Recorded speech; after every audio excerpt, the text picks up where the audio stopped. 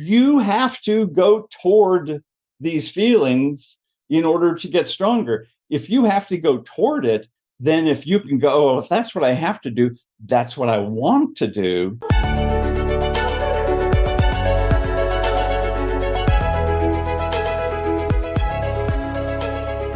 Welcome to OCD Whisperer Show. Today with me, I have an incredible guest, Dr. Reid Wilson. He is a clinical psychologist in Chapel Hill.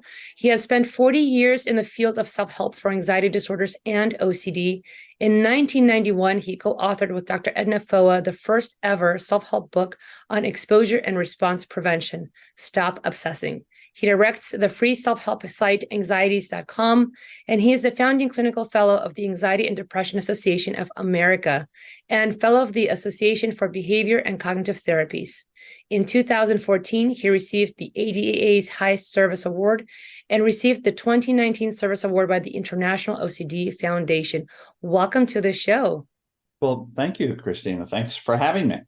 Absolutely. I've been actually dying to have you on the show because you've, first of all, done so many different things. And I just want to say I did not know that you co-founded the ADAA, which I just went to this year for my first time. So this is pretty special. But you also offer a lot to the community. And I know you have a self-help program, the 6-Moment Game. And so I wanted to talk to you about that. I know that part of that program, a core principle you have, is to empower folks to turn their backs on their obsessive themes and treat them as insignificant.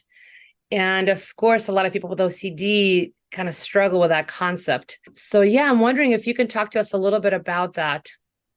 Sure. And, that's the first thing that we really have to accomplish, because as you know, if I think my theme is important, then I'm going to stay focused on my theme, try to do the therapy, try to do the treatment, try to do the exposure, but at the same time, kind of holding still in the front of my mind that something bad would happen around my theme itself. And what we should know is that your themes are irrelevant to the treatment. Of course, they're relevant to each of us, because that's how, if we personify the disorder, that's how it picks that theme, because it will work. It doesn't get attached to anything that you don't get scared about. So really, that's the number one task that I want people to work on. How do you figure that out? I talk a lot around signal versus noise. And what people do at the beginning is to go, well, this is a signal. I do have to solve this problem. And then they get stuck. So if we're going to do the treatment of OCD, let's start out on signal versus noise. And to what degree do you believe the content of your obsession is relevant? And to the degree that you think that, we've got to resolve that so that you can begin the work with the disorder. Because what you said is true, which is I want to, in those moments, we think a little bit about the 6-moment game. And I call it that because the 6 moments are a manifestation of what we've learned. So we learn about principles, we understand that we're playing a mental game against this really very powerful disorder. And when we kind of learn those principles, we want to bring them down into the moment. Because I think if we can stay in the present moment and handle the present moment, moment by moment, we have a much better chance of winning when we think about self-help. It's a little different when you're in treatment with a therapist, perhaps. But can I tell you what those 6 moments are? Yes, that would be amazing. So what I say is the first 3 moments are none of our business, because that's controlled by the disorder. So for some people, moment 1 is just walking into an arena where I've had trouble in the past, or having a memory pop up in my mind spontaneously, or hearing a certain word on TV when we're listening, and all of a sudden our unconscious remembers that that's associated, that's a reasonable facsimile of this trauma around the obsession and that worry. And so we may just notice, so say I'm walking from the kitchen through to the bedroom, I'm not thinking about anything around cleaning the food before I cook it for my family, but simply walking through it, my unconscious goes, hey, this is a threatening place. So we might just all of a sudden start to feel that arousal. Moment 2 is what everybody feels. Moment 1, not everybody goes through that. Moment 2 is the obsession popping up. Moment 3 is, oh my God, there it is. What am I going to do? I got to solve this. I got to solve it right now. This is a crisis, catastrophic outcomes, immediate. I got to do something. Those are the 3 moments that are owned by the disorder. Where we want to start is moment 4, which is really a kind of mindful awareness of the moment. And all we're doing now is stepping back for a moment and going, oh, it's happening. Oh, there's my urge. Oh, there's my obsession. As people get good at it, you don't even have to say anything mentally, sub-vocalize necessarily, but that is the first step. You can't change anything that you're not aware of.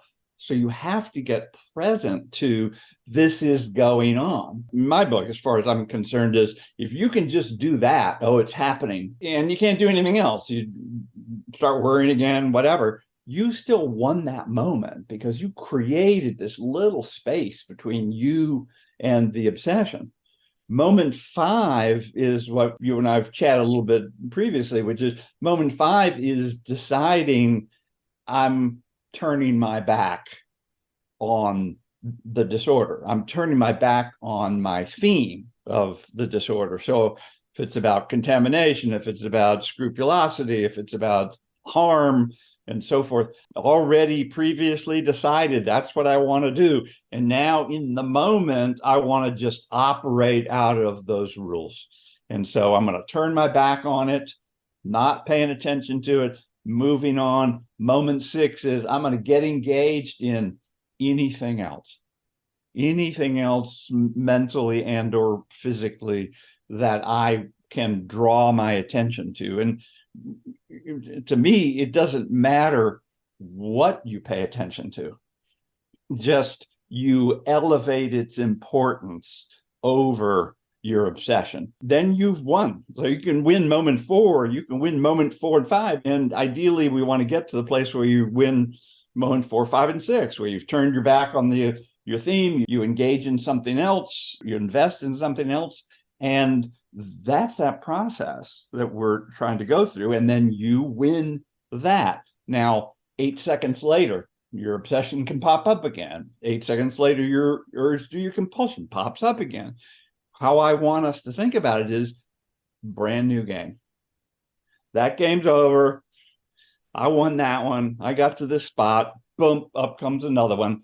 And then let's go at it again in the same way, because it's so easy to all of a sudden have that obsession pop up and go, God, it's not working. Oh, no, it's back. I'm so frustrated. And then the disorder loves that because it's got our attention again. So that's that process of the 6-moment game. When I'm listening to you, I think part of what I'm hearing, and please clarify for me, it's that also sounds like, a person with OCD has to have kind of a good grasp and understanding of what OCD really is, kind of how it works, right? Because I think a lot of folks, at least from not even just clinical, but even just conversations, people kind of go through the education part and go, yeah, okay. And then, but what about this thing that's really bothering me? And then keep getting wrapped up in that thing, or, oh my gosh, now there's this new thing. I don't know. Is it OCD? Maybe it's not OCD. And then they get wrapped up in that next thing, versus what I'm really hearing you say is, well, wait a second. If you actually step back and more globally understand how this thing called OCD works, period. What is an intrusion? What is this thing called a compulsion, this sense of urgency to want to neutralize and make it all go away and feel better? That then anything that kind of comes in, you can start to recognize that familiar pattern or familiar feeling, so you can then respond to it in that way. Yeah, exactly. And that was how I started here. I was saying, I'll tell you about the 6-moment game, but that's a manifestation of what we've already looked at, which is in many ways, it's a metacognitive approach to begin with, which is I need to get another perspective. That this is, as you're saying, this is the disorder. It's looking for something that will get me. The disorder doesn't care about the topic that you get hooked on. It just wants your attention. And it wants you to operate usually pretty urgently. Not only is this important, but it must be solved at this moment. So you start to get the qualities of what it's like to have an obsession, the qualities of what it's like to have that urge to do the ritual, the satisfaction, so to speak, that comes when you do your ritual.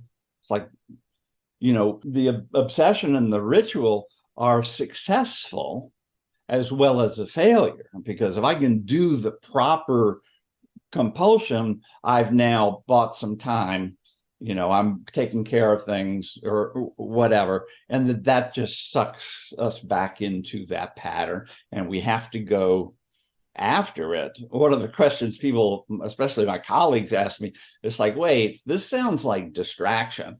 You're going to notice the moment and turn your attention away from that and just engage in something else. You're not doing the work. That's not how I see it. If we can get away from the theme or away from the topic, let's say the question pops up and I turn my back on the question and don't answer it and keep going forward to something else, in my mind, that is pure exposure, because the work of the disorder is to create uncertainty. It keeps you hooked by having you think it's uncertainty about the door or my tendency to harm someone or whatever. And if we can go, it's not about that, it's about uncertainty. And then I move on. I don't move on like, wow, won that one, I feel great. No, I move on. By now, I'm really engaging the disorder, which is I'm feeling that distressing uncertainty and doubt. The only thing I want to work on at that point with them is that they don't hook in that prepositional phrase. It's not about the door being locked, about I left the stove on, about I could harm someone. It's not any of those. So I just want to get people good at going, all I need to do right now is keep moving forward and sitting with this kind of awful feeling. And I have, there's really two risks, I guess we would say. One of them is, oh, well, I could be wrong. This really is important, right? So we have to operate as though the worry is nothing, yet mentally not being sure. Now we're in it. And the second risk is if we move on like that, we're going to be somewhat distracted in doing whatever that next task is. So if I've, walked down the sidewalk after checking my door 3 times instead of 15 to do a practice, I'm going to be distracted while I'm walking down the sidewalk, getting in my car. I'm going to drive to work distracted. When I'm working, 30% of me is still going, what have I done? So there is a price we have to pay. Everybody has to pay a price to do the work. It's a different price than to stay caught up in the disorder. But if you can pay that price and be willing to, a lot of what I pay attention to is, I want this feeling. I want this uncertainty. I want the distress. And that sounds like kooky to say that. But you have to go toward these feelings in order to get stronger. If you have to go toward it, then if you can go, oh, if that's what I have to do, that's what I want to do. And what that does, and it's kind of magical if you can do it, which is you're working on dropping your resistance. Because most of this work is about that, resisting, trying to fix everything. And if you can just work in that way, if you think about, oh God, I got to clean the house before my neighbors, my friends come over for dinner. If you just reframe that to go, no, I want to clean the house because my partner's asked me to, and they're preparing the meal, and I want the house to look nice when they show up. So I'm going to go do that. I mean, it takes effort, but I want to get it done. That's a different kind of energy. That's more energy. My therapist tells me I've got to go, do this practice. So, okay, right. There's the resistance. There's no ownership when you do it that way. Yeah, absolutely. Something I want to throw in there and kind of ask you, because I know that you've done lots of different treatment approaches. And I know the 6 moment game really is a self-help program in the kind of all the steps of all the different kind of treatment that somebody could get. So if anybody listening, for example, how would they know like that this would be the thing for me to do versus, let's say, trying to find a specialist, which, depending on where you live, of course, these days, can be something people can afford, or maybe they can't, or maybe they can't even find one. So can you talk a little bit about that? I think self-help goes through the entire treatment process. That's why I call it self-help treatment. I talk about a stepped care process, which is, the initial thing that people do with any condition, physical or emotional, is that first step is let me learn as much as I can, let me understand, let me metabolize, let me get it with that kind of understanding. So when I step into the doctor's office or I step into the work with my therapist, I am more a collaborator in the process. So I think, in step care, what we think about, certain percentage of people can just do self-help and be okay because their intensity isn't that bad. And if it is, tougher, then I can carry that protocol, I can carry that frame of reference about how you get stronger into treatment with someone. And then I am more of a willing partner in the exposure work because I get it.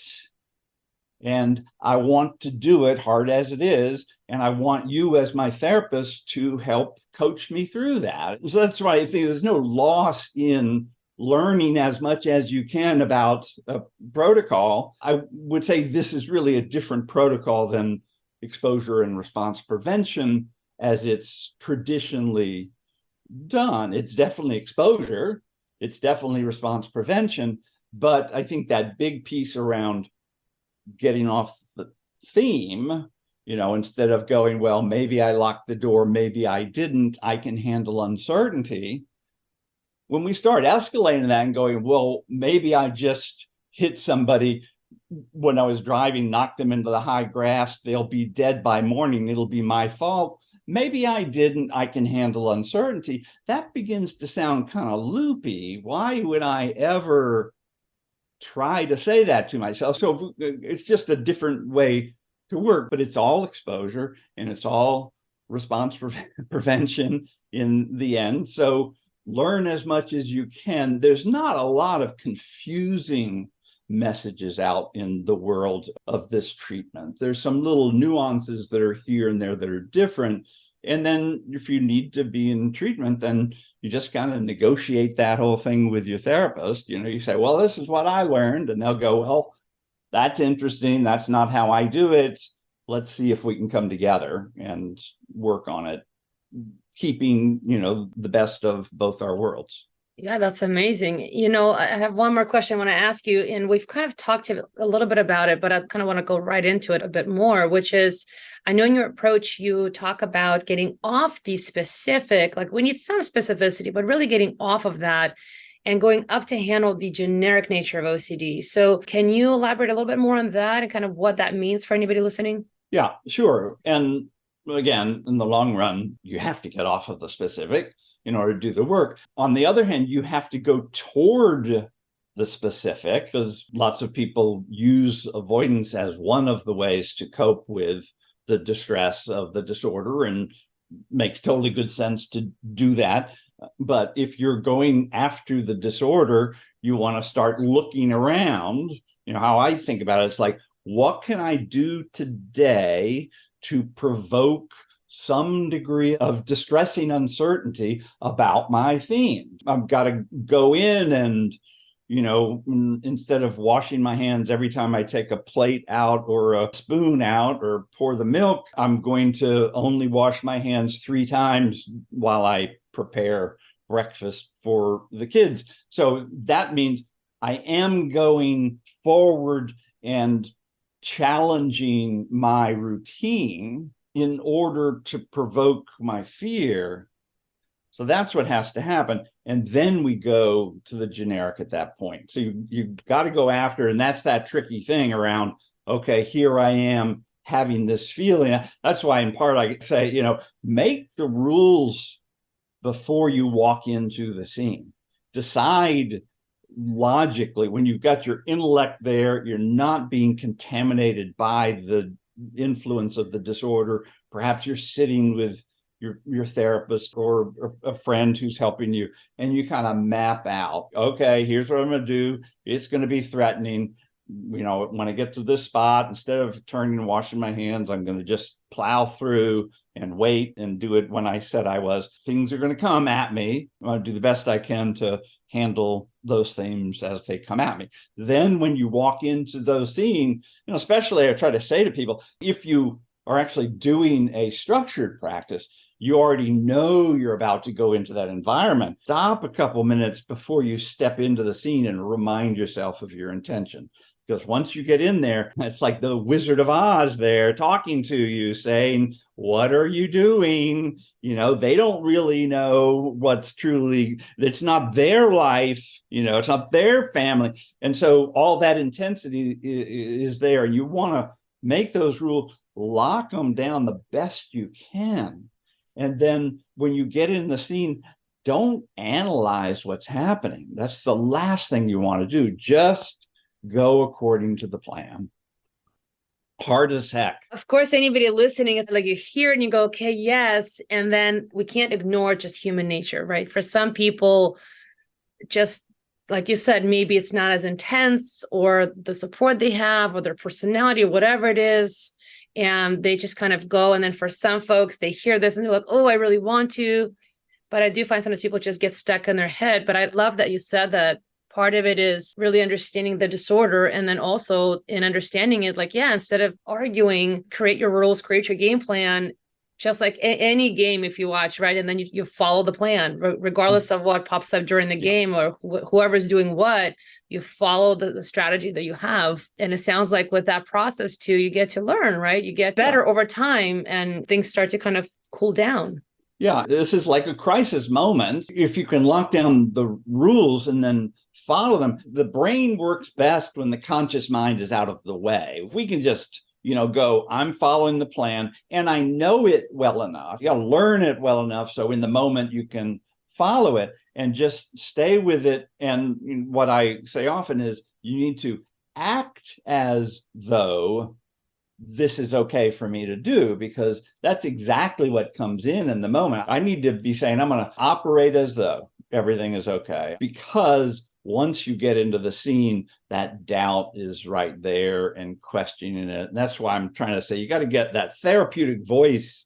You can't have your therapeutic voice and the voice of the victim of the disorder. They can't be on the same plane, because then people just argue with themselves. And OCD loves that too, because then you stay in the middle. So it loves that. So you've got to find a way to elevate that therapeutic side of you. That's when support people and therapists are very helpful, is to keep working with you to try to get that going. Because, you can have this voice that's victimized by the disorder, it can still run in the back of your mind, come to the back burner, and that's okay, just as long as you're leading with your therapeutic voice. It's very difficult to do this work, but it's not complicated. We don't have room mentally to have a complicated process to do. It just can't. The process needs to be simple, and I think the process is simple and really hard. If this doesn't make sense to people, there's lots of people out there who have workbooks and so forth that help people understand different angles. There are people who specialize in harm OCD and scrupulosity and all that kind of stuff. You can study to the degree you need to. And if you do, they will also help you go, I think the topic is not relevant. If you think about people who are doing better, people who are strong, what happens? The obsession of, that, even if they're strong in a specific theme, the obsession pops up and they go, not going there. I know what that is. And they keep moving. It happens many times during the day. So if you really look at strong people, those who have done the work and gotten to where they need to get to, at least with some themes, and that really for most people, yeah, it started when I was 8 years old and it was this. And then when I got 12, it was that theme. And then when I was 18, it shifted over there. But if you go back and look at the ones that aren't bothering you anymore, if that obsession pops up momentarily, you can release it just as quickly. So if we take that as a model, let's get the end game up front.